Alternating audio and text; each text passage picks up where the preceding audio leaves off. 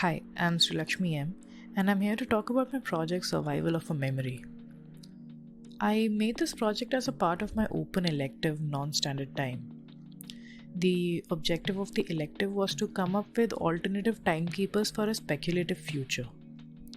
Timekeepers in the conventional sense would be a clock or a watch or a calendar. So the initial step of the process was to speculate what the future world might look like. I created a future wheel for a summer in 2050, wherein I panned out the factors that would be influenced and its effects. However, it became clear that I needed to contextualize the speculative future in terms of our geographical region.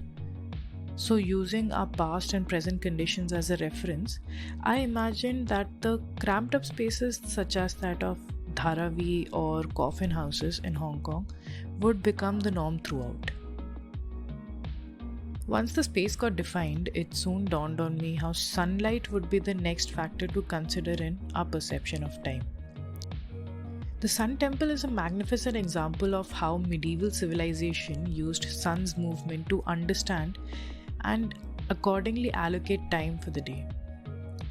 Now, it is at this juncture that I conducted an experiment where I removed clocks from my room and spent some hours without natural sunlight. Soon, as if instinctively, my brain started craving for a clock to establish order. A sense of lethargy overcame my senses, and I was unable to think actively. I read more about it and found out there was a similar experiment done by NASA with an interior designer named Stefania Follini in 1989, wherein Follini voluntarily isolated herself in an underground cave in New Mexico and spent 130 days in isolation to understand the circadian rhythm of our bodies. It was clear that space and sunlight were two important factors for making a timekeeper in this world. But there was one factor that I was overlooking completely: memory. I realized that time is nothing if it isn't remembered.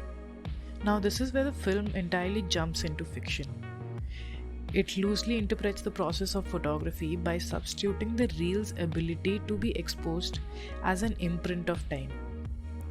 Thus, the film reel became my timekeeper. One's time then revolves around the duration between the memory fading away and memory being revived due to sunlight.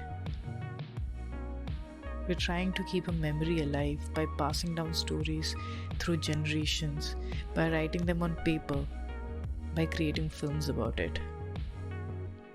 Survival of a memory, therefore, is just one single subjective exploration of past, present, and future, all coming together in an individual space and time.